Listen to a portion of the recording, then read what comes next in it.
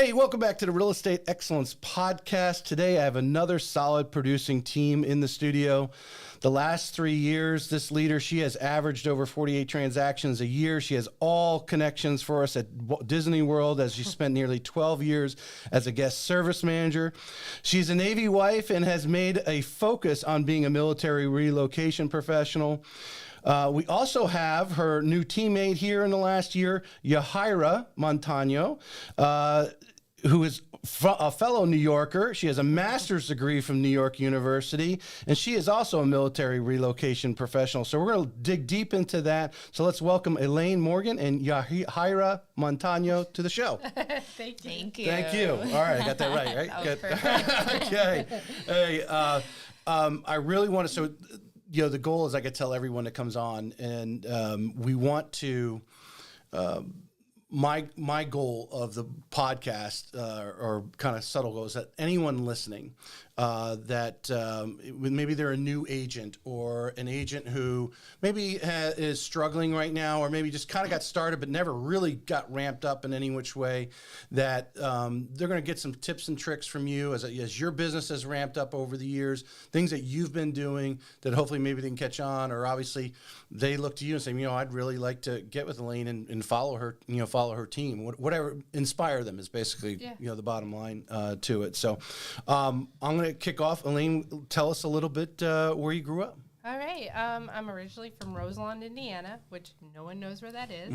Right outside Chicago.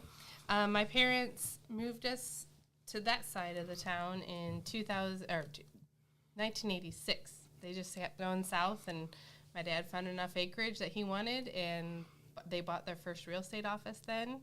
And my family real estate's been in the family. Yep. Okay. We're still active 38 years later. Cool. Yep. The Morgin Realty team, basically. My dad brought Remax to Indiana in the early 90s, and they have just been humping and pumping since. So excellent. My weekends were spent in the family office on Saturdays, sometimes Sundays.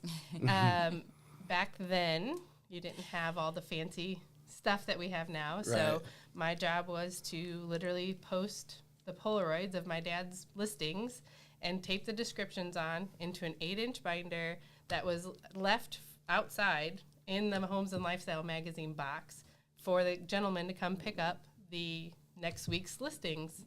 And that was the revolving door. So they could be published for everybody else to see it. And then you answered the phone. If my mom, when my mom was getting buyers back then, they would answer the phone have you checked the Homes and Lifestyle magazine? And then before that, there was just a big binder that you had to walk into real estate offices and find a listing. Right. It wasn't.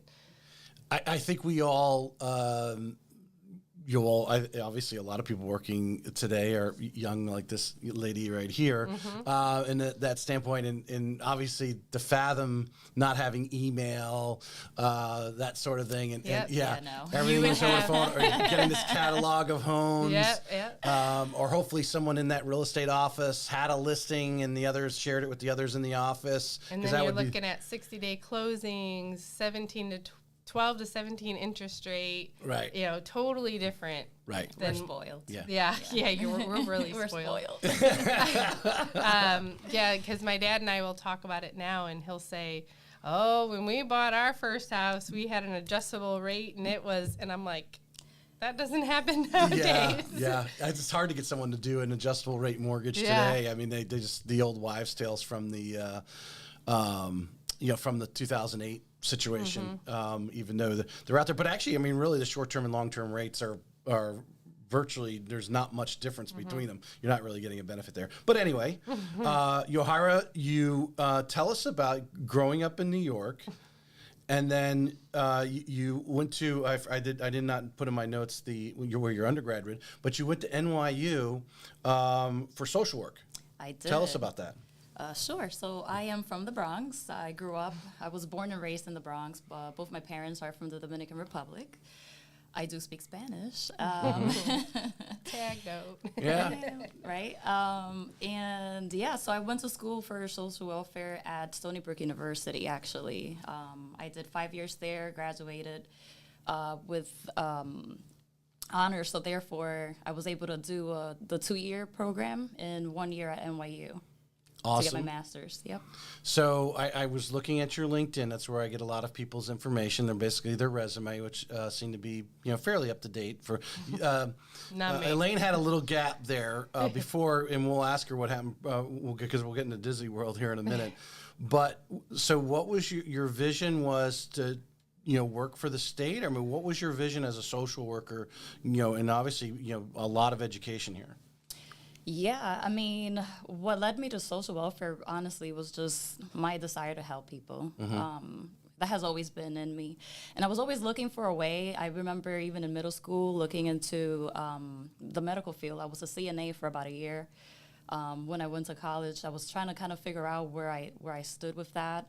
And I found the MSW program, and that's kind of what I went with. When I graduated, I did practice. I was at the School for the Blind in the Bronx. And I also did outpatient services at a clinic. So I was providing therapy for about 2 years. But then once I came here, what led me here was also the military. My sister's a retired Navy chief, and my other sister's husband's a retired Navy chief as well. And that's how I learned of Jacksonville, because most New Yorkers only know about Disney World or Miami. Daytona Beach. So, yeah. Because I see you, and I'm digging into this because you obviously went down a path. It's not it's definitely not a path that someone goes into dreaming about buying beach houses or driving fancy cars. And you're dedicated to what you do. And thank God there are people that have gotten into it. It's it can be very tough, I would imagine, that practice. Yeah, working with people. And then just, and when I get to, I'm going to ask that question when I get to both of you. I'm going to level both of you up here to where your stories are at and why you got into real estate. So I'll let you hold on that. Elaine, tell us a little bit. You get out of college, you do some things, but eventually you end up spending 12 years at Disney. My question is, how do you get to Disney when your husband's in the Navy? How to explain that to me? Yeah. So went to college to be a teacher and was in student teaching and kind of decided. I was an education major myself. Yeah. I was student teaching and I'm like, I don't think this is for me, but I love the education aspect. The education and like going out there and showing people how it's done and then letting them run with the ball. That was where my favorite part of it all was. Right. Was browsing the internet at school and decided to sign up for a Walt Disney World college intern program and got accepted. And I was like, well, if this all works out exactly how I want it, which would be a lifeguard because you didn't have to wear anything but a bathing suit all day. Just hang out with all your friends. Get a nice jacket and sweat outfit. Yeah, and I was like, and if I go into the water parks, okay, I'll go ahead and ride with it. So it all lined up, and I was like, well, Mom, Dad, I guess I'm going to Walt Disney World, going to be on an internship. So what turned into what was originally supposed to be 4 months turned into 8 months. Then I went back to Evansville, Indiana, where I went to college at the University of Southern Indiana, and was essentially a director of an enrichment program for young children. Did that for the whole summer, got a call, and my manager from Walt Disney World was like, do you want to come back full-time? Sure. So packed up, left, and 3 years of just regular, full-time employee led me to management, and management led me to just living out every day, busy until you get to a point where you're like, okay, the busyness has to stop. Like, when does this stop? Right. But you're working 90 hours a week, and it's just on and on. You eat, sleep, breathe Disney, and sometimes it's just too much. Yeah. And so I was actually... Do they realize that? Huh? Did they realize that and give you guys like some sort of... No, they don't. I'm not going to say that. I was up in Jacksonville for a Bears and Jaguars game, and it just was a chain of events where my husband's shipmate was there, and he's like, you have to meet so-and-so, you have to meet him, you have to meet him, you have to meet him. Okay, I'll meet him, like, whatever. And we met 2 weeks after that, and then we got married 7 months later and been married 10 years. Wow. Yeah. So 10 years this May, but awesome. Never I thought in my wildest dreams would I ever be a military wife. I've always honored and respected it. Like one of my great friends, he was Army, and, you know, I never in my life thought I was going to be a military wife. My grandparents were in the military. My father wasn't. And I took the ball and I ran with it. And here we are today. Awesome. And we're going to talk about the military relocation and how you've, in a positive way, exploited that by providing the service. The service part is what I want to dig into right now because of what and how the things that Disney, I imagine there's constant training over there. They're fairly strict on this is the way we're going to do it, which I imagine, you know, a lot of things they quickly, because there's the volume of people they have, quickly find out what works, what doesn't work, that kind of thing, if they're off on the wrong path. But one common denominator with the many great agents that I've had on, probably 110 or so, service.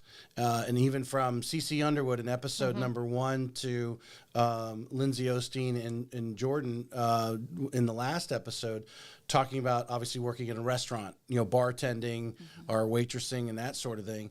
But you, as a guest service representative at Disney, working the hours under very strict, like this is the way it's done type thing. How have you taken what you spent 12 years doing, and what are some of the things that you sort of implemented the Disney way into your real estate? Well, really, when it comes down to the Walt Disney World Company, it comes down to if there's a will, there's a way. And I've taken that to the nth degree when it comes to our business here. If there's a will, there's a way. There's always a negotiation. There's always a conversation. There's always an ability to get it done. It may not be pretty. It may not be, you know, what everyone expects, but if there's a will, there's a way. And that is really going to figure this out. Is it going to be hard? Probably. Is it going to be uncomfortable? Most definitely. But we're going to get uncomfortable, and we're going to do this together. Well, you get uncomfortable in the uncomfortable because you've done it enough times now that you have, there is a light already at the end of your tunnel where it may not be for the other person yet. And talking them through that is so important. I'm a big, firm believer in expectations. That's why, jokingly, before we got on here, I'm like, listen, I'm very brutally honest, and if that's not what you want, just go ahead and hit the brakes now, because I am very brutally honest. There's going to be times where, yes, you love this home or you love this aspect or whatever, and it doesn't fit in your budget. And guess what? We're not going to go see that house, or we're not going to go do this because this is the expectations you set for me. So let me hold you accountable to your expectations, and I'm going to give you more expectations. And that's really just... that's just being honest and doing well by everybody that you come in contact with. Right. And that takes a lot of, I call them at-bats, a lot of reps, which Disney provided you. Dealing with whatever issue it was, large or small, knowing that they could be solved. And, of course, now you are the decision maker in a lot of those, or have more control over it versus maybe having to go to a manager at Disney and getting other people involved. Right. You were given the power, which I imagine at Disney after a while you were given some Well, I was more manager. powers. Yeah, so more powers as you went on. and you're dealing with upwards to 100 plus cast members a day. Like, not only taking care of them, but taking care of them to take care of everybody else. And that's the same with how we handle our business. Where do you need us? Not how I need you. I need to know where you need us, because that's what you called me for. Yeah. You called me because you needed help. Right. Isn't that the key to, we listen to all these, great management. There's been a lot of great management books and so forth. And a lot of them talk like John Maxwell, being the servant leader and that sort of thing. A lot of people can talk that game. It's easy to repeat what John Maxwell says or the other leadership books, but actually to do it is something else. Yeah. Right. And it's I live by it. Eat, sleep, breathe it, because how I wake up and do and treat others every single day it's going to come back. It's a law of attraction. And that's really, when we get a lot of customers that are nervous and scared, they're coming from Guam or they're coming from all next, England, Japan, Hawaii, the list goes on. It may be where, yes, I have boundaries in my life where I really try to stick with them. I have a 3-year-old. I have a husband that doesn't get to be home all the time. But if they're like, Elaine, can we talk tonight at your 11 p.m. and my 6 a.m.? Absolutely. Absolutely. Right. Where do you need me? That's what it is. And it also comes down to when you're in the actual negotiation or just in general in the whole scheme of it all, the whole process, are you telling them everything they need to know? So we pride ourselves on making sure we have a seller consult, a buyer consult. Before you even lick the stamp for your new address, you know what you're about to embark on. And it's a lot of information, but it's the education portion that everybody misses. Right. You know, we're gonna dig deeper in this. So don't let us lose that thought, because I want to get everyone caught up. We know you grew up in a family of real estate agents. So you're over in Orlando. You then meet your future husband. You eventually decide to leave Disney and come this direction. You knew was real estate like, hey, I'm going to go to Jacksonville and do real estate, or what was that? No, I took a sabbatical because I was running hard for so long. Took like a 6-month sabbatical or so, and actually found myself with Brumos, working in the service industry at Mercedes-Benz, which I liked. It was fun for a while, but it wasn't me. It wasn't where I needed to be. I needed to finally listen to my mother and finish my real estate license. And we'll send her that reel. And she'll play it over and over again. And she kept telling me, go talk to Kim Knapp. Go talk to Kim. Elaine, she's CRS. Go talk to Kim. I've done a bunch of her classes. Go talk to her. Fine, I'll go talk to her. And I did. And my intention of talking to Kim when I had my license was I wanted to work for Kim. I wanted to be on her team. And being a Midwesterner herself, as myself, she's like, you can't work for me. I'm like, well, fine. Like, she's like, you need to go interview all these people. And I was like, okay, fine, I'll do that. And I did, and I ended up starting with Caldwell Banker by myself. And I'm like, because Kim didn't want me, let's just. But she knew what was best for me, and she was right. And when she went to Fleming Island, I was her first phone call. I said, I need to come work with you. Like, be by you enough to just grunt at. Because I obviously have so many on. There wasn't one that long ago, and it'll probably come to me where Kim told her to go somewhere. Oh, I know, it was Sarah Rothstein. That's who it was. Sarah told Sarah to go somewhere else. Shoot yourself in the foot. But anyway. All right, so she's entering the real estate world. You get a scent of Jacksonville. Yeah. You want to come down here and join, I think, was it your sister? Both my sisters. Both your sisters were already here. Yep. Just a change of pace, just a change of scenery? What? Yeah, cost of living, change of pace, all of it. I mean, taxes. Yeah. So what is your first, you're coming to Jacksonville, and you obviously got to start thinking about what you're going to do for work. Where do you... What leads you? What do you first start doing, and then what leads you to real estate? Sure. So when I first came here, before coming, actually, I applied for a job. I came to visit, and on my way home, I stopped and dropped off my resume. My family had been pressuring me to leave New York for years, and they were stationed out in Norfolk, and I was like, Virginia Beach area, and I'm like, if I'm gonna leave New York, it has to be somewhere hot. It can't be somewhere cold. So I said no for so many years. Finally, when they got stationed here, I'm like, all right, I'll drop off my resume. If I get called, that means it's time for me to move. So on my way to the airport, I drop off the resume. I land, and they immediately called me. I interviewed. We did Skype because there was no Zoom at the time, and they offered me the job on the spot, but. I'm like, well, I'm still at the School for the Blind, and I want to see my kids graduate. So they let me ride out the whole school year. I trained the new social worker in the summer, and then I moved down here. The company that hired me, I guess, was not really following the rules of TRICARE. So TRICARE stopped paying them. So last in, first out. Yeah. So with that, I didn't have a license in the state, so that kind of forced me to start looking elsewhere. And I started working for a private company doing transportation for the military. And I did that. I saw that TransCore, I think. Is that exactly what was going on? Just logistics, moving? It's logistics. It was a 2-woman department, so we ran the whole thing. And we did transportation for kids that were applying into the military. So we had 3 other companies that did the actual transportation part. Our job was to do the program. So when the kids would like ride, they would have tickets and things like that. And Get them from home to boot camp. so we did all the recruiting stations because there's recruiting stations all over. Right. And our job was to try to give the recruiters an opportunity to do more recruiting and less traveling. So we would pick up the kids from the recruiting stations and take them into the MEPS for testing. Okay. For medical, for their regular testing, and then from there to boot All camp. right. So where do you start getting the scent for real estate? Where is that? Because that's no one in your family, I would imagine, is doing real estate like Elaine? Nope. Okay. Honestly, it was a conversation I had with my brother-in-law. He first brought it up, and I kind of dismissed it because I was comfortable.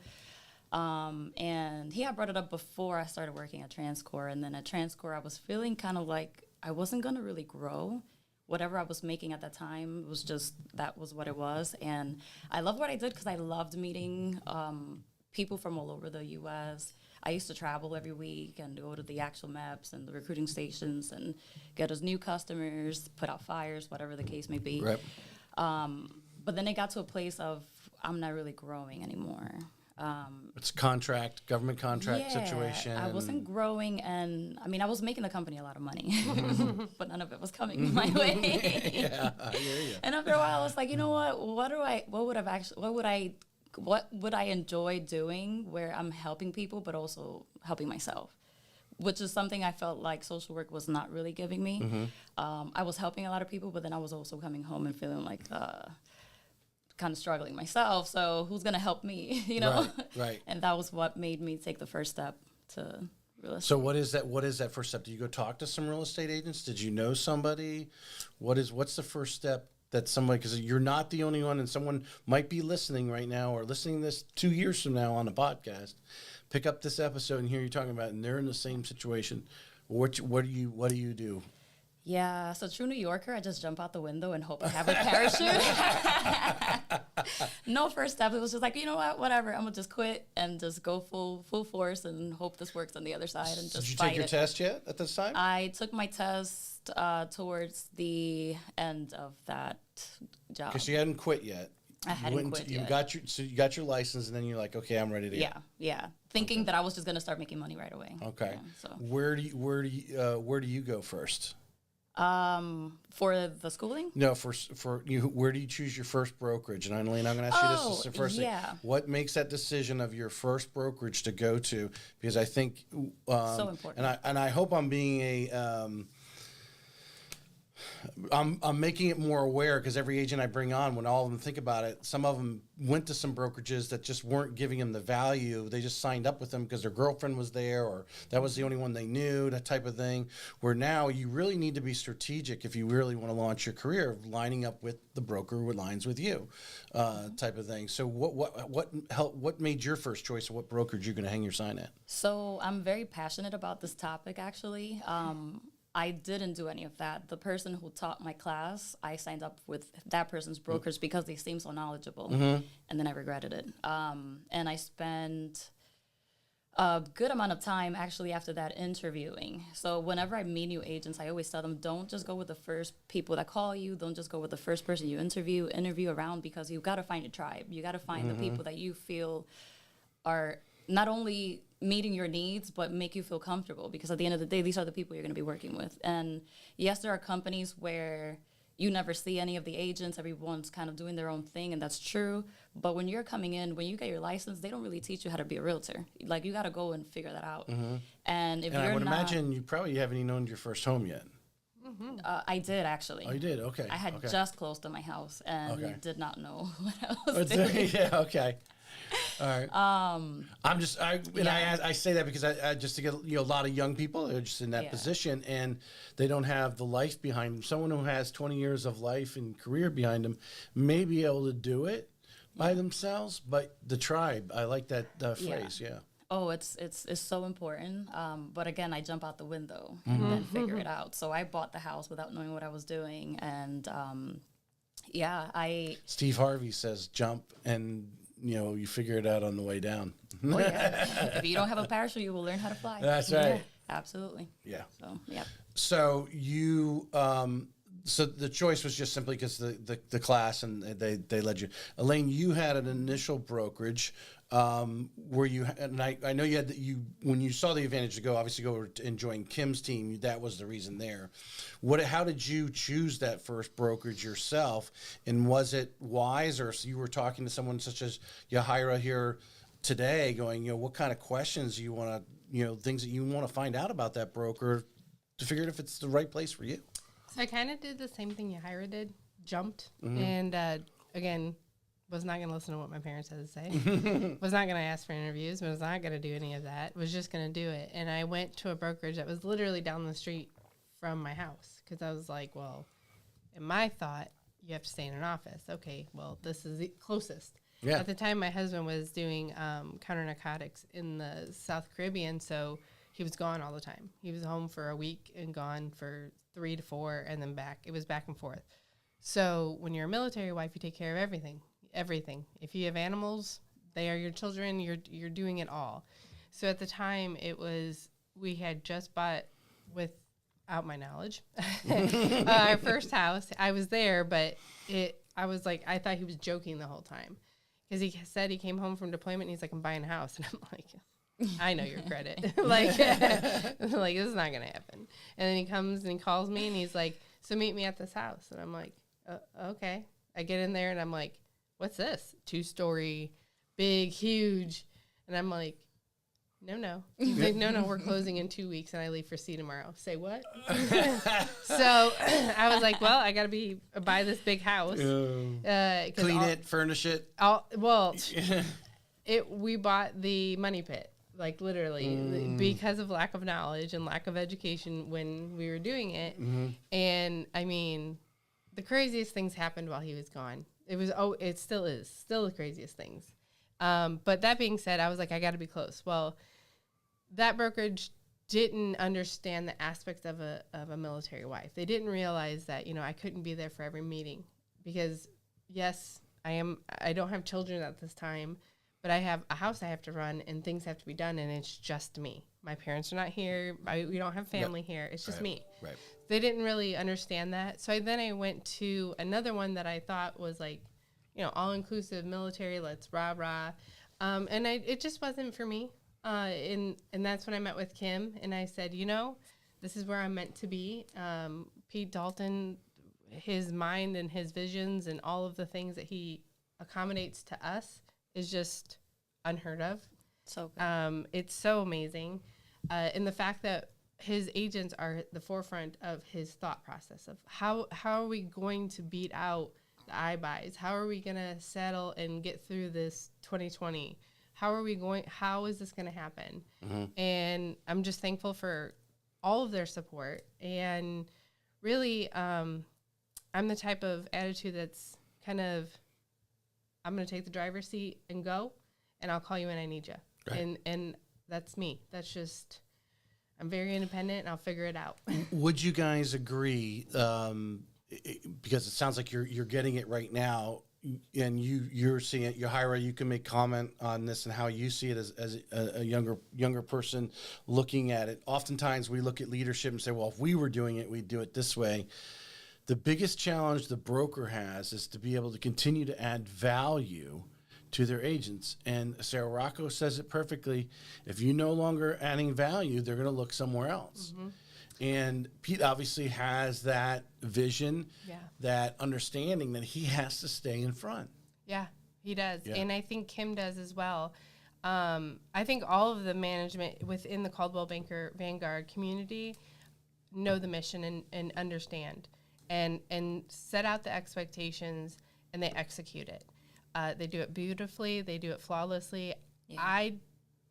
I think that they understand that to be a realtor, you have to be a different mindset. You're going to have those folks that go into the office. You're going to have those people that eat and sleep but breathe by their desk. And then you're going to have people that, I do everything in my car. Right. I do it from my kitchen table. I do it from wherever. And some are all about brick and mortar, some are not. And having that flexibility and those tools readily available is second to none. Like I can go on my phone and do what I need to do. I can do whatever I need to do on the go because that's what this business is. If you're not on the go, what you doing? You know, it's kind of one of those questions. Well, learning how to stay productive and moving forward, whatever it may be. And obviously the number one thing for your business and mine is prospecting. Yeah.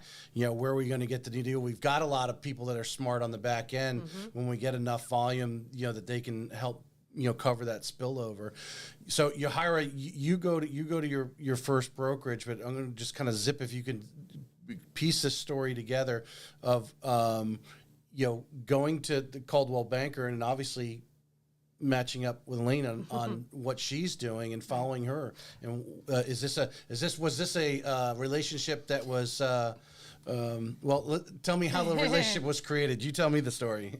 I don't really know how you. I was gonna say, I don't know how you found me. Well, when she found too. Yeah, she found me. So, well, if anybody knows me, they know I run on like the toppest decibel 90% of the time. Yeah, you have to like reel her in, like pull her. Which I own it, and it's me. So at the time, let's see, I gotta go back in time.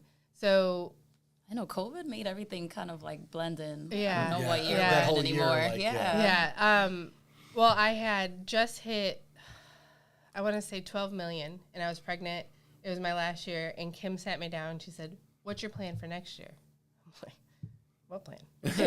And she said, "Well, you have a baby. I can't take January off." Yeah. She was like, "Well, what is your plan?" And I said, "Well, I guess now is like we're gonna get to a point where I'm gonna need somebody. You know, I had already started with a transaction coordinator because I knew I was gonna have the baby at military base, and I was not gonna be able to have really good Wi-Fi and all the things. So that's what I was thinking about. I knew that I had. She was too busy closing while giving birth. That's why. Yeah. Actually. Oh my gosh. Yeah. I had called it anyway. That's another story. January was coming, and I was like, "Oh, I guess I'm gonna have a baby in like 2-3 weeks or whatever it was." And I had this really hard customer, and I was like, "I'm gonna pass it to the lender and say, listen, I'm done."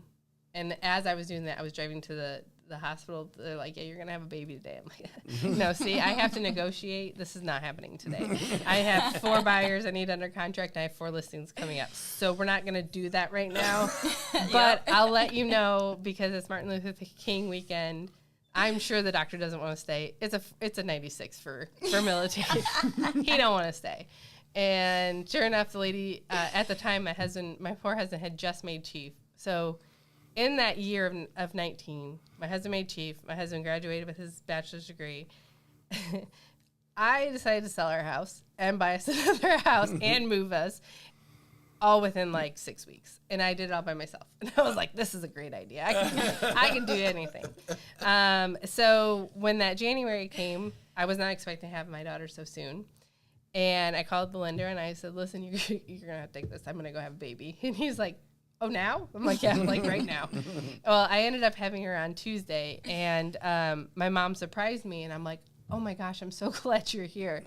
Listen, 2 of my listings have contracts on them. I'm going to need you to help me." So, like, we got out of the house.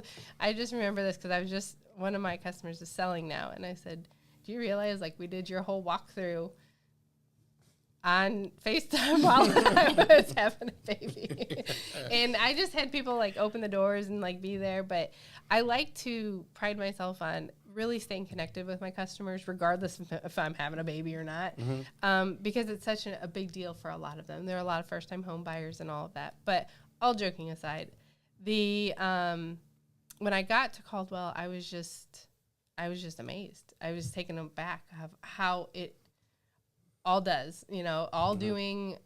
But this is why Kim decided. Oh, that Kim you decided. Needed Yeah, sorry. You needed all like. Yeah, Kim was like, you need to meet Yahira. Oh, I do I? And I'm very quiet. Like I just keep to myself, and I just. Yahira gets my mail. Yeah, I'm not. I'm the one that knows everyone in the office. I'm friends with everyone. Yeah. I'm hanging out with everyone. And here comes Elaine, and I'm like, "Who are you?" I'm like, "I hear you need, and I need, and so do you want to do this?" She needs to start making some money, so you need to hang out with somebody who's doing it. Yeah, and so we rode around for a day, and she kidnapped me. I probably did. And she wined and dined me and was like, hey, Yeah. what do I need to do to get you on my Yeah. team? And I was like, And she was impressed with my to-do list of a post-it note on my I was radio. like, what is this? She's like, what's this about? And I was like, well, that's where we're going today. She's like, that's kind of long. I'm like, I got it all planned out. We're fine. I'm the structure. She's the go with the flow. Yeah. So I'm like, this is not going to work for me. I'm going to need a calendar. I'm going to need a checklist. I'm going to need. Yeah. And she's like, nope, this is it. We're just going to cross it off and just go with the flow. Yeah. And I'm like, So, well, I mean, getting into, so how does your team structure, work? Is she kind of more of the, more on like an apprentice level right now with you and helping you, or she's out prospecting and you're overseeing? How does it? So How does I'm that a world- firm believer in you take care of those and they take care of you. And my business is ran on mostly referral. 90% of it is all referral. And so with that, Same. I'm teaching her how to do that. I'm a firm believer in, if anyone's listening that's new, do the rentals. Do the rentals. If somebody is crying out that they need a rental, do the rentals because it pays off. I had customers in 2017. I checked in with them yearly, and they were in Washington State. They came here first from Virginia. I had gotten them a rental. I took the time. Yes, it takes more time to find a rental. Absolutely. The application process, all of that stuff. Do the rentals. If you're doing those, that's building your base for the next time. Do the buyers. Get involved with your buyers. Be friends with them. Really not necessarily know their whole aspect of their life, but be a resource. And once you're a resource for them, it pays in itself. And I'm, to this day, so thankful that I just did the rentals. And that's how I started. Right. I made my first year, I made $7,500 all on rentals. That's it. I just found Don't rentals. pay for your car. My husband did that. Yeah, well, you know what I mean? Yeah. But yeah, I just it may did not the rentals. pay off in the beginning, but it pays off in the end if you learn to continue to stay in touch and be a resource. Well, But to answer your question, sorry, she is my other half.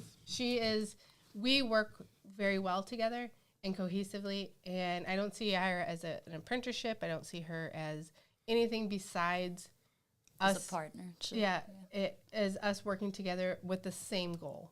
That's our goal. A lot of times she comes in great hands when I need her, but I'm still working on like losing control. Like I can't be in control of everything. Right. So that's when she makes the phone call and she says, "Where do you need me?" It's the simple question.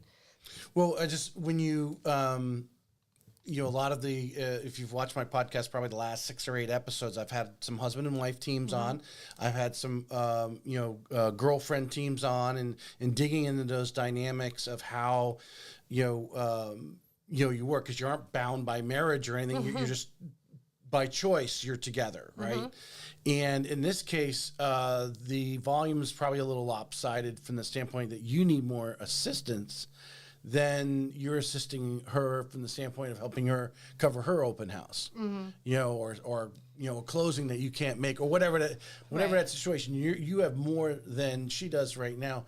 So Yahira, is it an understanding from your standpoint, and correct me from my statement here if I'm incorrect it or redirect it, you are hanging out with someone who is at a level that you want to be at from volume and so forth, because obviously from the experience, the at-bats, you understand that this is the road that you want to take, such as doing the rentals, right? You want to get to meet people? Well, do rentals. You're meeting people and you're talking to them about their housing. So where are they going to go next time they need a housing? They're going to go back to you because you helped them the last time, that whole standpoint. So tell us your mindset in working with Elaine from the standpoint of, obviously she has much, more experience, more volume. So you're helping her out a lot more from that standpoint, covering her customer, helping her with her customer. But what is your mindset right now as a young person in growing in this business? Sure, and I would like to fix that because she helps me with mine and I help her with hers. I think that, first of all, she's been doing real estate since she was like 12. I'll start with that, so I can't argue that part. Yeah. But she also has a daughter. I don't have kids. I'm not married. So it's easier for me to just like pick up and go oftentimes. And I think that's what initially was like, I want to step in and help because obviously she had a lot more customers going at the same time than I did. And she has so much more knowledge, experience. You know, her mom is someone that she also, you know, gets to ask questions to, which she has graciously given me, you know, an opportunity to meet her mom as well. But I don't know. I feel like we work very well together. I sometimes disappear. She calls me and she's like, "Hey, is everything okay? I haven't heard." Like, I kind of do my own thing. But I appreciate that she's helped me unlearn a lot of things in previous companies I've been with. I was a part of a company where everyone was kind of doing their own thing. The training was very minimal. It was more for people who have been in the business for a long time and just kind of want to do their own thing. And I didn't really know that. And for me, I kind of learned trial by error, which a lot of realtors do. They'll just go out there and make mistakes and then have other realtors correct them. And I was doing a lot of that, it was not okay. That's a very slow learning process. It's a very slow learning process, but I'm the type of person that I don't wait. I got to do, because I have to eat. I have to, you know, jump out the window and figure it out. But then working with Elaine, it's cool because I get to unlearn some of the things that I have learned and then figuring out what a better way of doing things. So when we first got together, some of the things I would do was like, not that I don't know this, but let me run this by you just to see if you have a better way of doing this. And that's kind of how we started our relationship from the beginning, where I might not have been wrong or what I was doing was not incorrect, but she might have had a better, more efficient way of getting things done. So that has been very helpful for me. Why do you think Kim told Elaine that you guys need to hook up? What do you think it was that Kim saw? Because I'm a go-getter. I'm from New York. I'm not scared to talk to people. I can be tough. I'm also very sweet. Having my background too, it's very helpful with just like when people are like on the edge of like, oh, I don't know if I can do this anymore. You know, the counseling comes in. You know, and this really is just counseling with the hint of house buying. Like really, at the end of the day, so sprinkle some of that in there. Just step back again, and someone who might be listening to the show or watching the show. Yeah. I didn't obviously, you're a younger person. You've been in the business a few years. I'm not trying to like take that away from you, but just what I want to express to those that are out there, if you are a young person getting in this business, especially, someone who doesn't have life experience, 20 years working in corporate America, some of these people think they already have the discipline to come out and do it. Yeah. What would you, to recommend, your relationship with Elaine, the things that you're learning and how fast your business is starting to grow, and, eventually, you're going to catch up to her. It's going to be the natural thing. You're going to eventually, the gap is going to start, closing down. How important is it for someone, that's in your shoes to go find someone, let that broker know, like a Kim Knapp, hey, I'm hungry, I want to do, is there someone that you think I should match up with that would be a great mentor and I can help, and obviously they'll help me by gaining their knowledge, like this relationship. Right. Express how important that is. I think it's like the best idea, honestly, but you have to go in with a mentality of like, when we got together, my mentality was, how can I help Elaine? It wasn't, how can I help myself? And then with that, Elaine had the same thought process, and then that way we're kind of helping each other grow. Because, I want to be where she is, but I expect that when I get there, she's going to be higher because I'm helping her to get to her goal. But I think that's one of the things I loved about coming into Caldwell Banker is that, like, a lot of the high producers were very open to have those kinds of conversations. I remember when I first walked in and interviewed, and I met with Julie Dukes. Star Keaton, which is one of our top producing at our office, came in and I met her, and she immediately asked me to breakfast. And for me, that was a shock because coming from other realty companies, most high producers don't want to deal with like the bottom. They're going to check you out first. Yeah, they're like, no, I don't know that I want to talk. Yeah. So I was like, me? You want to go to breakfast with me? I was like, okay, let's go. But she was the only one. Like a lot of people were doing that, and I thought that was great. But the person coming in, the young person, has to be hungry. They have to be the ones looking, because you can't expect the person that's high producing, that's busy and has a lot going on, to come after you. Yeah, like that doesn't happen often. Or literally you have to show that you're actually engaged. I mean, Elaine, Right. at what point, after meeting her in situations like, okay, she seems to be the real deal. Kim's obviously endorsing her, putting you guys together. At what point you quickly realize, I mean, because I assume you don't want to put someone on your team who's going to drag you down or who you depend on. They said they were going to be this reliable, but then being not reliable. At what point did you realize, hey, this is I'm going to take this girl under my wing? I would have to say the first time that I had to personally be uncomfortable and ask for help. Mm-hmm. And that's when the moment I was like, okay, because I'm very competitive. Like, it's just my nature and it's just how I am. So I had to set that aside and say to myself, okay, this is what I need to get higher. And then we sat down and I said, well, what is your goal?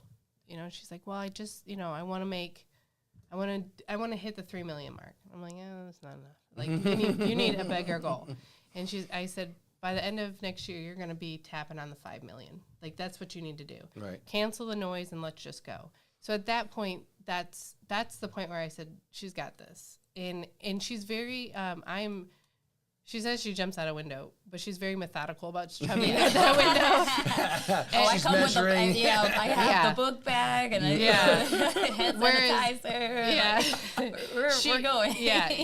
Then she'll be like, okay, let's go. And then where I'm like, hold on, let's just go full throttle into this. Right. And then, and I'm a bull in a china shop. I'm like, let's be Tasmanian devil and just go. Right. And I'll figure it out when everything settles. But that's what I needed. And at Disney World, my very close friend, she was that for me at Walt Disney World. And we worked into management together, all the things. My mentor at Walt Disney World, she was very mild-tempered, and she'd be the one, oh, slow down. We balance each other out. Mm-hmm. The balance was important to me. As I said when we started, disclaimer, if you get offended, don't knock on my door, So then that's what I had to tell you, Hyra. It's like, but I'm from New York, so I don't get offended. Yeah. No, you're from New York that left that doesn't get offended. Yeah. So, so once I figured out, like, okay, let me settle into this, because it takes me a little bit of time, because my wheels are always going. And once I got there, I was like, this is going to work. And we do have to check on each other, because there's days where I don't talk to her, she doesn't talk to me, and then it'll be like Friday, and it'll be like, oh yeah, where's your hire? Out showing property. Yeah. All right, so I want to dig into this, because this is something that you and I are very similar. Mm-hmm. We'll jump out front. We'll take leadership, and we'll go, and we'll figure it out as we go. Because to you and I, there's nothing in life that somebody else has already treaded this path. Yeah. So if they've done it, we can do it. Yeah. But we need that detail person. My wife is that way. She's Miss Detail, Well, we go to an nth degree with our assistant, who is 10 times more she's detailed. She's giving you all in life. Oh my gosh, that girl is like an extension of our brain. Yeah, she's so good. I grew up in I talk about coaching. I've coached in my life. Now I just officiate, but like. When I grew up, if someone wasn't in your face, it's because they didn't care. Someone who was in your face because they cared about you and was trying to get to rise to another level, or whatever it was. Today, the mentality is, with the younger generation, is if you're in your face, you're trying to demean them, you're trying to put them down. So I'm going to ask you point blank, since she's so straightforward. As she had a comment to you that you actually had to take a moment and go, okay, is she trying to set me back, or hold on a second, let me listen to what she just said and repeat it in my mind, because I think that actually understand, because she was so direct with it. Well, yes. I did therapy for. No, I'm kidding. No. So I mean, we're very honest with each other. Yeah. And there has been times where I'm like, all right, I'm gonna just stay quiet and I'm gonna process this and see what she's saying, because I am okay with receiving correction. But I've also called her out and stuff too. It's like it works both ways. I'm just a more quiet, calm version of her. Yeah. Yeah. But we check both. Well, I often, and I don't know, Elaine, you can relate this, or I think some people think you don't. It goes back to that phrase of Theodore Roosevelt. It's not how much they don't care how much you know until they know how much you care, right? Right. So, Yes. With our personalities of being that kind of more direct, like we're purpose-driven, let's get to the bottom line, let's do it. Some don't understand that Yes. part of it. They want to be Warm and the fuzzy. tone, Yeah. be empathetic. Yeah. Yes, and it's like, okay, hey, we can do that later. Let's just get the job done Yeah. right now, and then we'll go, have dinner later and Yeah. laugh about it and have a beer. Yeah. It's not personal. It's just Business. we're focused on getting a job done and then move on Yeah. to the next thing. Yeah. How do you tone that down, especially because I imagine you're dealing with a lot of young people, whether in the military or not. Yeah. From that standpoint, because you have that more directness, do you kind of catch some of your customers maybe like stepping back on whoa, and then you realize you have to come back to them with a little bit more of a cheer More them up a little bit. ease. Yeah, say There's only been warm them one- back up. Can I Yeah. just say, Yeah. as the person who has seen it, that I'm actually very impressed, because I feel like the way that she does it is in a way where it makes people feel like she cares. So yes, she's very upfront, and yes, she's telling you how it is. And I was just telling her on the ride over here, I'm like, and she's very, stern was not the word I used. Authoritarian. Authoritarian. Yes, but it's in a way where it's like, dang, you're right. You're so right. I'm wrong. Yeah. And it's not just the young too, because I had a customer that I had to go away for something, and they were freaking out, and I had her call them, and she just like made them like butter, and she was just like, nope, that's not the case. This is how it is. But she cares, and I think that that's the important thing, that like. There's something about Elaine. You just, even though she gives you the heads up, by the way, I'm very straightforward. Like, she's doing it because she's trying to It's protect coming from you. her heart. Yeah. Well, I think there's a lot of people who do want to be led, and if they respect you from your credibility that you are the professional, they want you to just come in and take control of the Yeah. situation. Those are the people who really love you. Yeah. Yeah. When you're like that, to come in and just say, okay, you want that? Okay, well, we need to do A, B, and C. Yeah. Let's get to work. Yep. Right. Yeah. And I think there's not enough of it. That Yeah. was my biggest thing when, you're not going to get fake and phony. You're going to get really me. Like if I'm going to, Right. hey, I got time for you, but listen, I'm going to show up and I just got done with CrossFit and I'm going to show up how I am. Like that's just me. We don't have enough of it. And I knew that coming in because of how my husband went about getting the house and then went out to see. And it's like, okay, I know the process. Like I know how this all works, but how is this going to work with like my husband not being here? Like where is everything? And then that led to, at the inspection, my whole house blew apart. Literally, had no idea. Nobody was there to guide me. Nobody, the only person I could call, I didn't finish my real estate stuff. So I didn't have anything besides, Mom, what just happened? She's like, oh no, that's polybutylene pipe. You need this, you need that. And that's when I said to myself, okay, this has to change. We need to start educating. Yeah, Right. this has to change. This is not okay. No more sugarcoating. Yeah, I mean, you're in an office with some great agents over there, and obviously Kim, has a couple of decades in this business.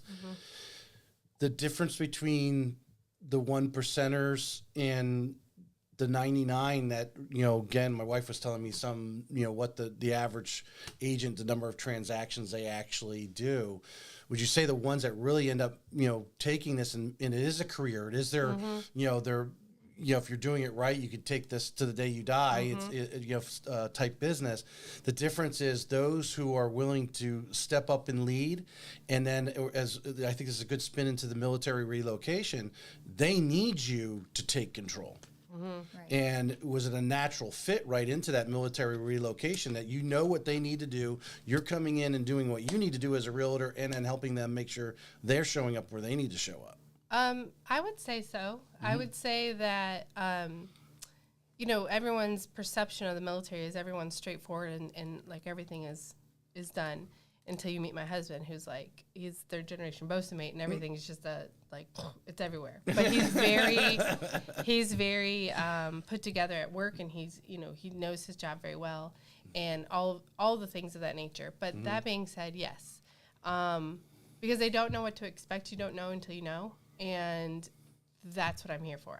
I'm here to teach you not only this, but I'm going to tell you how this area, or not even area, but what is this house for? Because in the military, unfortunately, we don't get our forever home each time. Right. We get our for right now home. Right. So for right now, what is the plan for this house? Is this house to keep a roof over your head, to rent out when it's all done? What is this home for? And then that's when you got kids? Do you have a big dog? All those things. Yep. But And thinking ahead. Yeah, Not just like right now, we're buying a house right now, Yeah. but what is our goal in 3-4 years when you have to go somewhere? Yeah, Because that's and- the thing. Most people are so concerned with like the right now. the right now. And you can't be in the Right. military. You got to, Yeah. 2020, all through, I say May of 22, how is this house going to benefit you? Like, what are we going to do if you leave? And it happened. My husband came home from Spain after 10 months out there. Quite a few people bought houses, and they bought houses with 20-year-old roofs, with 20-year-old ACs. Then they get shipped off to Japan, less than a year of them being here. What do you do? Yeah. What do you do? What should you have known? What is... They were set up for failure from the get-go. Right, because what's the exit strategy, right? Right. Now they lived in the house for 2 or 3 years. Now that roof is 22, 23 years Yep. old. Now they're trying That's to the sell key it. word, the Right. exit strategy. Yeah, Yeah. the exit strategy. And it's, okay, well, I'm at the airport now. Elaine, we're not going to Japan. We're going Yeah. to Virginia. Like, what? Okay. Yeah, now I your need to stuff sell is 'cause I'm going gonna buy a house already there, right? somewhere Or- else. Yeah, Yeah. and having those hard conversations of, it just happened with another listing. Like, your roof is 17 years old. Why was this a good purchase? Like, what's the longevity? What's the exit plan? Where are we going with this? And I'm not saying that you can't buy a house that has a 17-year-old roof, but do you have the means to fix it? Because in Florida, we change in an instant. Do you have the means to fix it? Is that part of your plan to buy this house? No, Elaine, that's not our plan. We don't want to have to do that. We want to live in it for X, and we want to leave, and we want to sell. Right. Because that's the beauty of buying real estate is Right. it's our bank Yeah. when we need it to be. How do you explain to somebody that when you live in this house, you can live rent free? And people say, what? Well, I had a mortgage to pay. Yeah, you do. But if you buy smart and then do small things, now there's a difference between maintenance and upgrades. Do smart things. Now you've made $50,000 and you only put out $24,000 for a mortgage payment. That's buying smart, and that's what we need to teach our military. Right. And with that, a lot of our military families are very, very good entrepreneurs, amazingly wonderful entrepreneurs. Do you find when they're off at sea on the ship that's kind of like what a lot of them are thinking about? No. No. I mean, I experience it. I would imagine they're envisioning, hey, when I get at, That's the wife. is that the wife thing? Yeah. Yeah. When I get home, or like, obviously you think of Forrest Gump, right? And when No. Bubba gets home, he's gonna have his shrimp. I'm sure a lot of them plan out their retirement. In doing so, a lot of them are very fickle with their money, which is wonderful. They get to, you meet some folks and you're like, you do what? And the military? I mean, Yeah. it's amazing what they are capable of doing. Yeah. And the structure that they're able to provide to it. And regardless, I feel like some people use the military as a stepping stone and some people use it for the rest of their life. It all depends on who it is. For my family, my husband is very driven to be in the military for as long as he can. He loves the work. He loves Yeah, my the husband's- atmosphere, the buddies, the It's things. not even, it's our tribe. Yeah. But we My husband is made for the sea, and he loves the sea, and I can't take that away from him. It's the only lady I'll let him cheat with. It's his passion. My husband is very driven into nautical boats. Any kind of boat you need to float, he will make it happen, and it's just his passion. And after he retires, probably still tinker with that kind of stuff. I mean, he wants to be a tugboat captain, or he wants to be a ship's captain. You know, that's just what his drive is. And mine is like, let's buy a house, let's do this, let's see, let's redecorate, let's do all this stuff. So are you having that initial consultation with a new military relocation? I mean, so kind of give us a step by step. Imagine you, if they're being transferred from Norfolk or from San Diego or something to here. Yeah. They get connected with you somehow, way, shape, or form. How do you? I imagine you probably have some sort of process of what you're doing. So take you through that process. You make that kind of just zip us through. What are some of the things that you're digging into to go back on what we just talked about for the last 5 minutes or so about knowing what's their plan? Yeah. What's their plan for tomorrow versus, in the next 3 years, 5 years, 10 years? Yeah. So it's the face-to-face for me. I don't care if it's on Zoom. I don't care if it's on FaceTime. I don't care if it's, it's huge. It's so important because you need for them to grasp what they're embarking on. Sometimes it's their first one. You just don't fall back to a phone. No. You actually say, we're doing a Zoom call or FaceTime, something. Yeah, because we need to share, all the things. Yeah. My biggest thing is understanding the contract. Because the biggest, and I like to say this phrase, is it's not 1986 anymore. The VA loan matters. Like, we matter, and understanding that, yes, you don't have a down payment, but do you have enough for a binder? Do you have enough for the inspections? And if I tell people I overestimate the amount because if I'm going to add a couple thousand to everything because that way you're good. Yeah, and do you have that?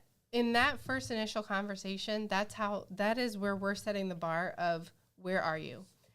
Where are you financially? Are you ready for this? Are you financially secure enough to do this? And it's not the notion that somebody isn't. It's more or less, how am I going to help you get there? Where do we need to be to do this? And if somebody says, no, I was under the impression that I didn't need any money, it's a VA loan. Okay, well that's where we're gonna start. There's our first misnomer. Yeah, but also informing them of their rights too. Yeah, because a lot of people just don't know. There's so much misconception around the VA. Yeah, 1986. Yeah. And a lot of people don't realize that here in Florida, all you need is a clear WDO. Right. Which is a wood destroying organism. Right. That's just basically a pest inspection, essentially.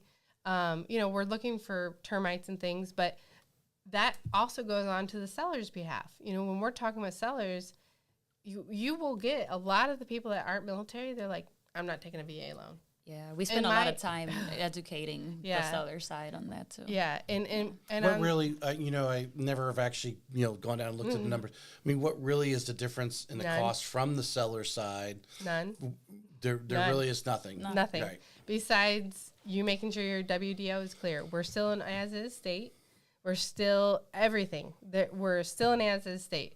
But if you're choosing to accept an amazing offer that is 100% financing, it's the best loan out there. It is. Money is money. In the end, it's money. Yeah, it's there's all no cash more is forgiving. Cash. Yeah. There's no more. Yeah. Yeah. And if you're about to embark on this, it's 100% guaranteed. Right. That person has gone through the pre-approval, and they're guaranteed to close on this property. It would have stopped a long time ago if they couldn't. Right. That being said, as a seller, realize the benefits. Realize what you're doing. You're housing. You're housing someone that served our country. Number one, that is the most important. Number two, you're also helping someone get into a place to secure their family, to make sure that they're safe. Yes, we have base housing, but it fills up. The wait list is always full. Yeah, the wait list is endless. It's just having that opportunity. All right, so let me dig into this part. So do you find there's and I call it the old timer realtors more than anything else, than the younger ones, that they have these misconceptions. Oh gosh. And then when they have these offers, even though that VA offer might be the same or a couple inches better, they're Yes. still talking. Oh, whoa, Yes. it's the Yep. appraisal. Yes. The Oh, appraisal. windows and this. It's Yep. like, no. So the biggest thing that we get is, well, at the VA, we got to pass the inspection. No, you don't. Now, caveat to that, you have to. The appraisers may be tougher. You know, the actual appraisers, because they're looking out for the veteran, which It's- you know, you should. And Yeah. that VA endorsement as the appraiser is a big deal. it's a very Right. big deal, and you hold on to it and you stay with it. So that being said, yes, you know, we walk education. That's all I'm going to put Yeah. down. Yeah. Yeah. You walk them through the education portion. Hey, yes, when you pick a VA loan, here's what you need to know. You have to clear the WDO. It's still an as-is state. So technically, we have no repair requirements unless stated by the appraiser. Then we need to talk about that. Now, most people don't know this word, Tidewater. If Tidewater comes about, you being in the loan, you know what Tidewater is. So basically, when the appraisal doesn't come in to meet the purchase price, it's too low, we go into Tidewater. The listing agent and myself work together, or vice versa, to get the comps. You know, then we worry about it. But now, since October of 2020, the appraisal stays with the buyer. So it's no longer on the home. Right. So right. why, you know, you are doing a disservice. disservice if you're not realizing the benefits of having somebody that has a VA loan purchase your home. And just years ago when I first started, we could order another conventional appraisal. You can't do that anymore. So that appraisal's ordered. That's it. They don't sit there and let you go, well, let's get another opinion. Hey, Mr. Buyer, do you want to order another appraisal? See if we can get a little bit more out of it. They won't. They don't do it anymore. No. And I think that you know, I call me old school, but you know, I show up at all my appraisals. I show up all of them. So if they have questions, we can answer them. And it's important for them to have that knowledge. Like, yep, it's a VA loan. What do you foresee, you know, us having an issue? You know, they can't ever tell you until they write it down. So then we deal with it, right? So, but having that open conversation with the buyer's agent, the listing agent, whoever you're with, hey, are you comfortable with this? Are we well aware? Are we prepared? Are we going through this? Is this, you know, let's understand now. This is what we need. Right. And, you know, some people will say, well, the appraiser's on a power trip. Well, are they? But are they just looking out for the best interest of the buyer, whoever they are, regardless? Right. You know, on a conventional, you could have conditions too. You know, not as much, but you could run into that. Right.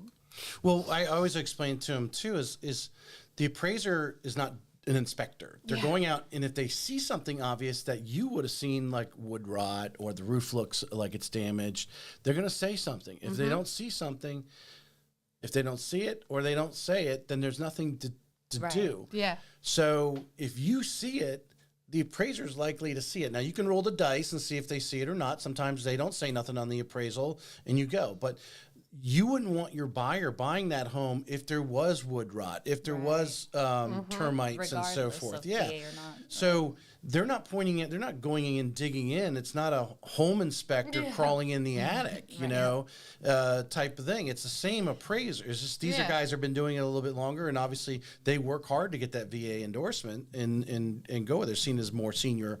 You know, along that scale. So there is no difference, but there is a lot of misnomers. And that's what we were talking about the Monday show. That's one of the things we want to kill a lot, just do the best we can and be consistent about trying to kill some of these, you know, the misinformation out there or old wives' tales, whatever you want to. I'm here for it. Yeah. Yeah.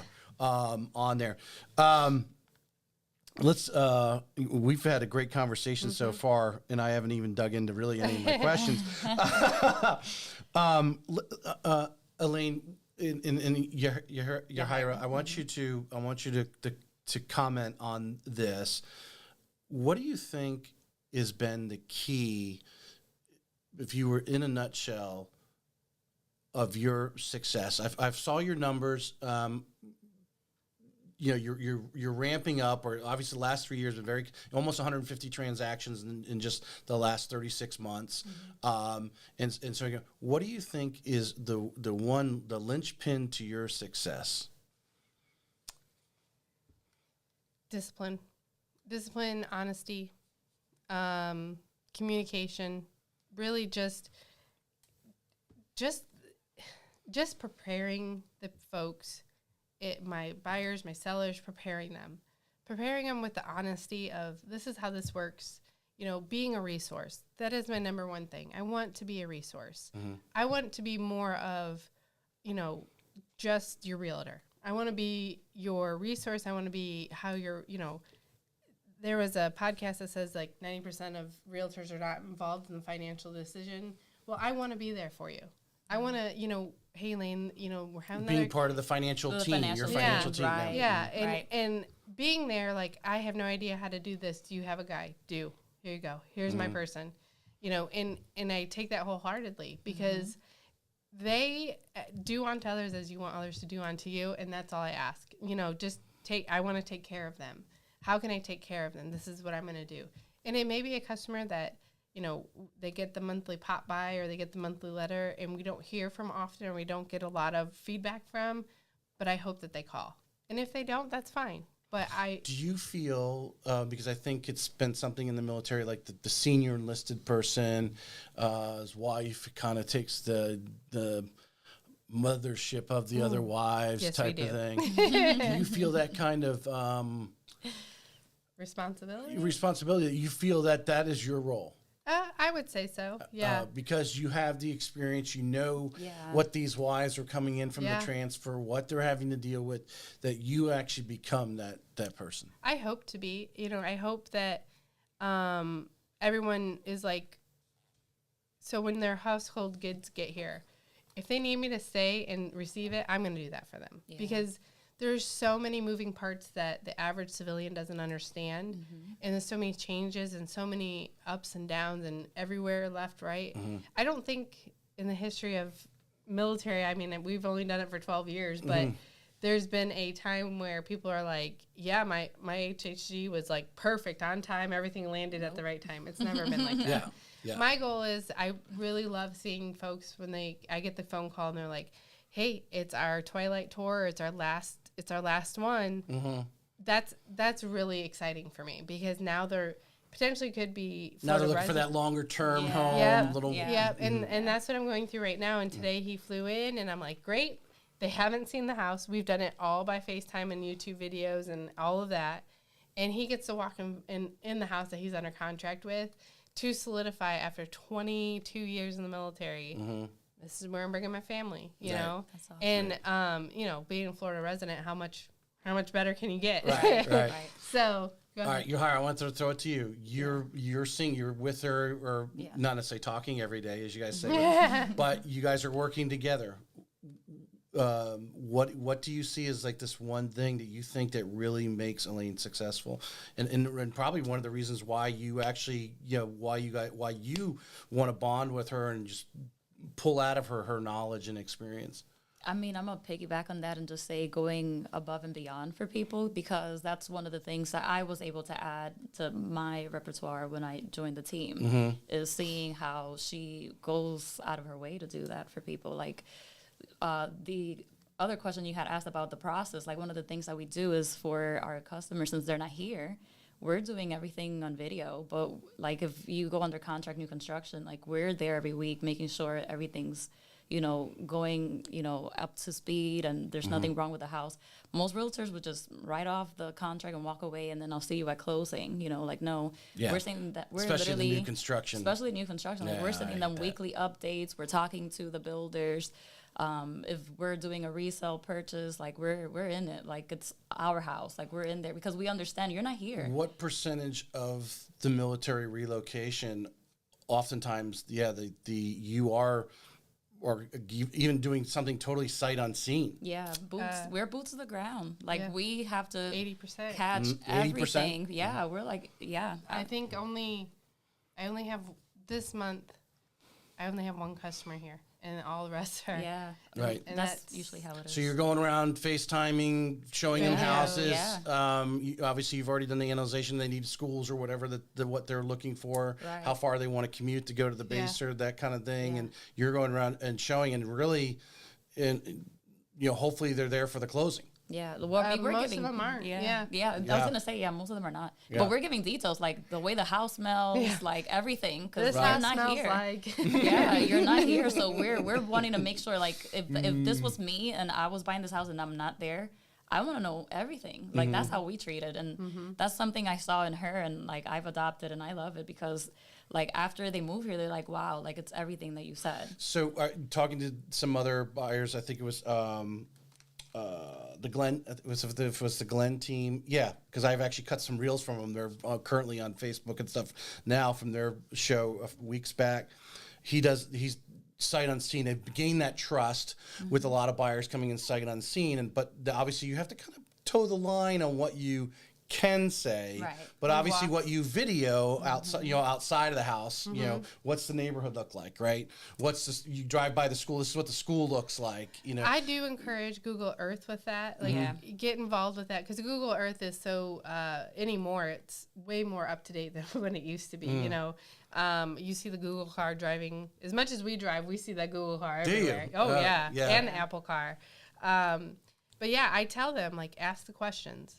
And it's made perfectly clear. I can't tell you about crime. I can't, this is my code of ethics. This is but where it's all there online. It's all here. Right. You'll get enough information to make a choice. Yep. Yeah. And then with our website, ElaineMorgin.com, we've done a whole PCS, which is permanent changes duty. I did see that. Yeah. I did see that on your website. It's awesome. Yeah. I went and wrote little tidbits about each place, but you can get a feel for it. And then a big thing that I do with my daughter is I go to parks. We go to different parks every Saturday after soccer or whatever she's got going on. And if my husband, just the other day, I've lived in the Mayport area for 12 years. Literally, we go down Mayport Road. I probably go down it 4 or 5 times a day. Never knew about this park that is off Jackson. Never knew about it. And I went to go show a house, and I just drove straight, and I was like, psh, got another park. Yeah. So we spend a lot of time just discovering that, because Jacksonville, St. John's and Clay, we have so much to offer. Not just the everyday, and a lot of my families, they have a lot of kids and a lot of stay-at-home moms, and they want to know about that.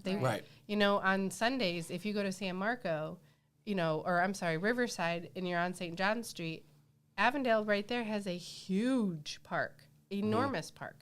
All these cool things. If you want to go to the beaches at Sunshine Park, all of this stuff. Right. And as that mom with their husband abroad, to be able to just go down the street or be within a reasonable distance to go down with their kids and let them burn some energy. And vice versa with animals. My lab, he goes everywhere. He went to every dog park here. He went to, we had a subscription to Dogwood on South Side, just so he can swim across the park, that's, and I spent every Saturday at the beach at Mayport, or, vice versa, just because we need to be more out there. It's not about turning and burning houses. Right. You need to be out there. And that's one thing when I told Yahira, when I started, I went to a lot of open houses. I went to a lot of stuff. But if it was a house in my neighborhood or an area that I really wanted to know more about, I went and saw those showings. Were they for everybody? No, but I did it. I went out there and I showed that house on Facebook or what have you, because people don't realize, especially in East Arlington, there's like 5 different floor plans. And that's about it, 5 to 7 different floor plans. Like, oh yeah, this house is in this house, You can also get this house over in this area. So, right. But that's important to know all of that. The tedious details of, okay, if somebody comes up to me and they're like, all right, we're stationed at NAS or Mayport, wherever they're stationed. All right, what is your commute time? And if somebody says to me, I want as close as possible, okay, here is your closest possible, and it's always the Nook of 2.5, 2.4, and 4.6. That's as close as you're going to get without touching base every day. Now, once you go over the Wonderwood or the Beaches Bridge or however you're getting there, you are going to get into the beaches area. That's a little bit probably out your price range, but this Nook is your Nook, right? All right. Well, I only want a 30-minute drive. Okay, 32218.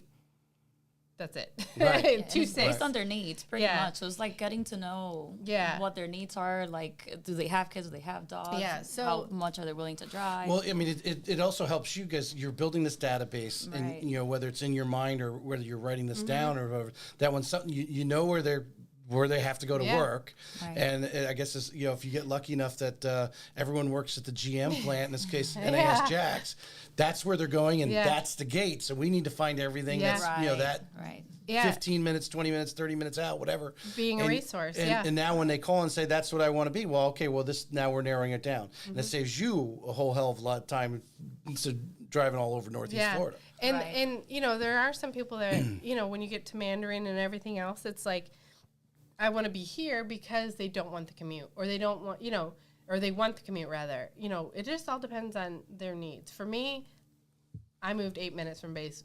I don't even go to base every day. My husband does, but everything that we need is right there. So I'm done with the long drives. I grew up with long drives. Grocery stores, good grocery stores were 30 minutes Oh my away. goodness. It's like, no way. No, Yeah. you want milk quickly? Okay, go up to Bozeman's. Like, that was it. Right. It's just different now for me. Right. And that's what I need to know. And that's what we pride ourselves on, is like, what is that aspect of what do you need? Your lifestyle. Because, Yeah. like, we get also, like, young couples, and they're looking for a nightlife, and it's different than the family that's trying to be close to Mayport. If you're looking for nightlife, then you're looking for, like, a South Side or a Bartram or, whatever. So, I mean, that's really what it boils down to. It's just getting to know them. I always, and I actually have this whole second half of questions that I've been doing lately is I kind of have my normal routine to find out who you are and dig into your guys' ideology on real estate. And then lately, since the Chat GPT thing came out, I ask it a question and say create 10 questions, and I tell them a little bit about kind of you, and I want unique questions. Of course, it's bizarre. We've never gotten anywhere near here. We're at an hour and 20 minutes. But when I look down and I really think about our conversation that we've had today, we've covered a lot of these things just in our conversation. It just Right. came naturally in explaining. So hopefully the listeners out there, hopefully someone, whether they're searching you, tomorrow or next year, this video pops up or the podcast pops up. And, if you guys, obviously I'd love, it'd be flattering you use it as a resource when you have that person who's in San Diego or Guam or whatever. And, they're asking whether they should work with you or not.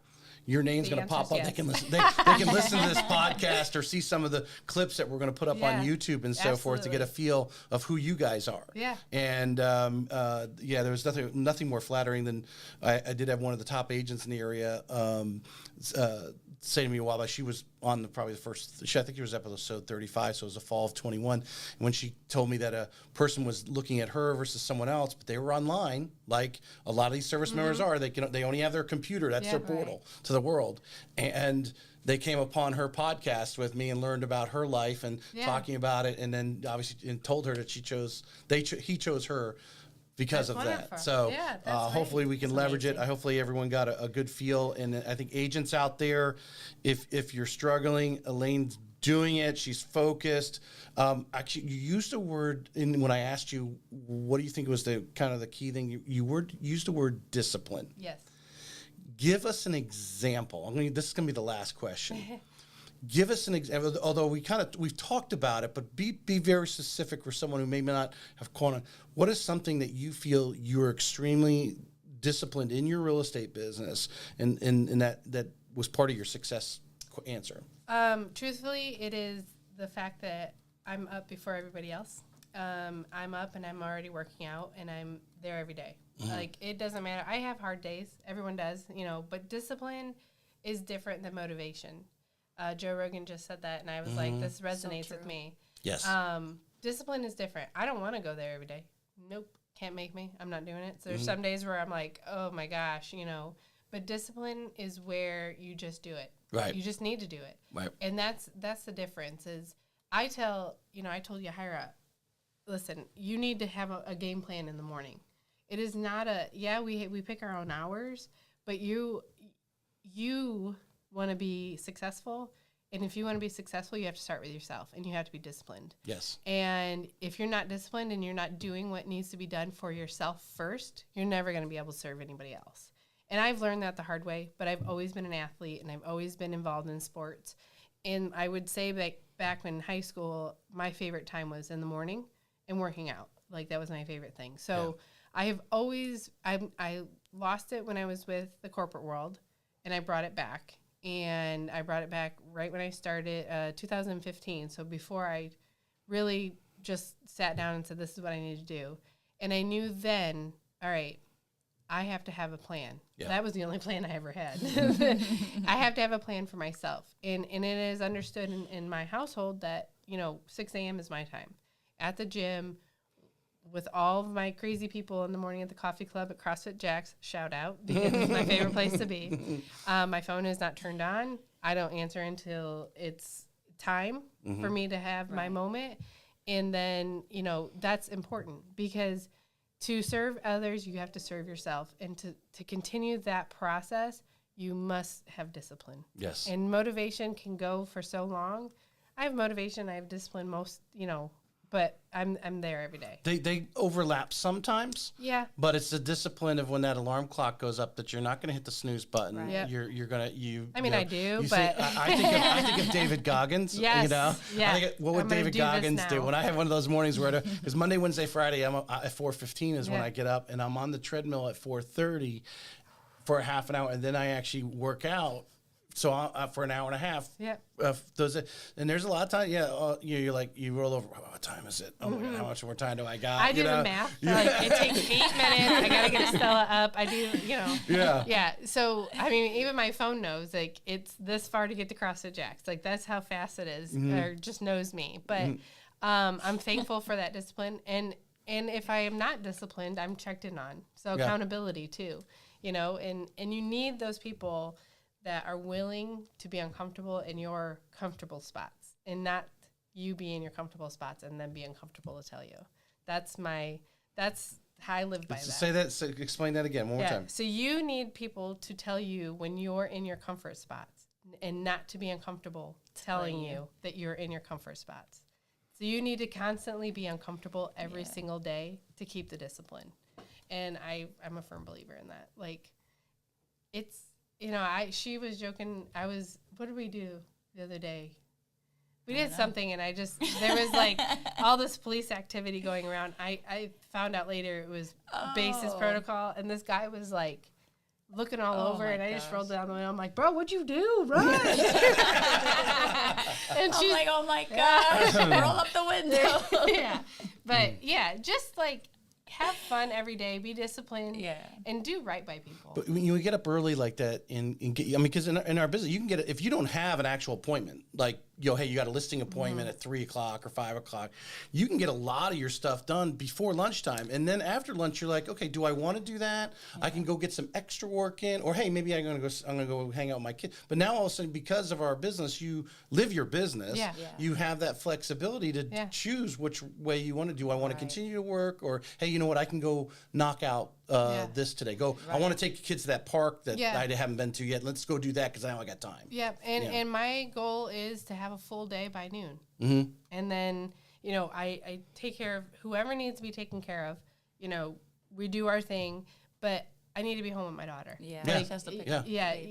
So that's important to me. But at the end of the day, everybody, if they're structured and they're disciplined and they do everything the right way and efficiently, you can have a full day and still make multitudes of money. Well, I could tell there's a lot of people there. Hopefully they're hearing what you're saying here. If they won't, we'll get the sound bites off that need to get to you and really how you do that. Now, there's one thing is asking you how that do, because how is easy. The other thing is that discipline that when that alarm clock goes off, you're getting up and hey, I'm getting my shoes on and I'm out the door. Yeah.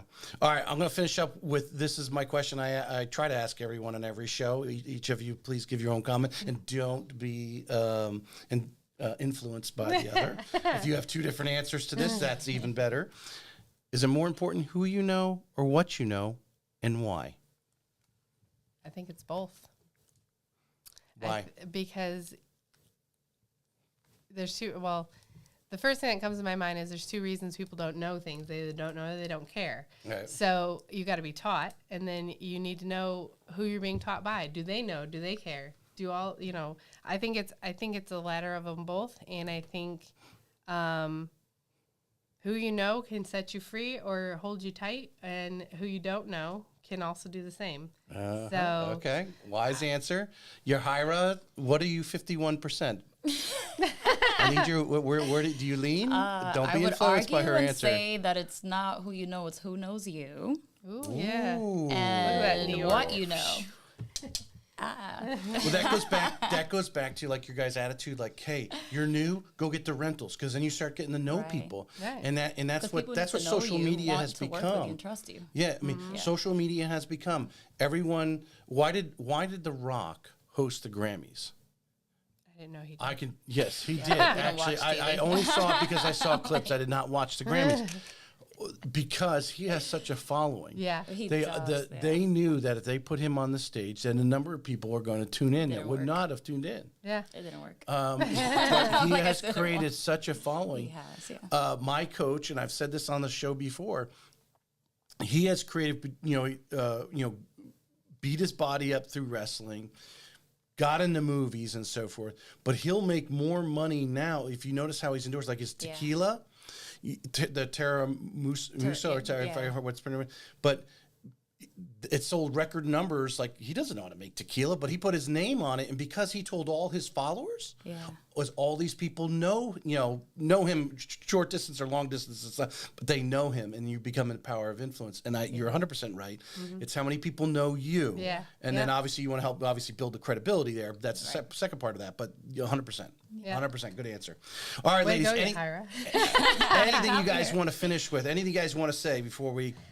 You can find us on the ElaineMorgin.com. My last name is spelled Morgin. Yes. We're here. We're a resource. All your social media stuff is going to be in the show notes. Great. So if they are tuned in on Apple Podcast or whatever, but obviously any of the stuff we post on Facebook, you're linked into there anyway. But and thank our military. If without them, this Jacksonville wouldn't be as huge as it is, and is growing because, we have all these vast businesses coming, and just be thankful and serve others as you want to be served. 100%. Yahira? What she said. Okay. All right. Ladies, I appreciate you coming on. Anyone listening, if you're already made it to the end of the show here, please subscribe. You can check out a lot of videos on YouTube from the show. There'll be shorts as well as the full version. Please subscribe there as well. But on the Apple or Spotify or wherever you're listening to, if you can just leave a review, I would appreciate it. That really helps the show move up in the charts. And I appreciate everyone listening in. And thank you, ladies, for coming on.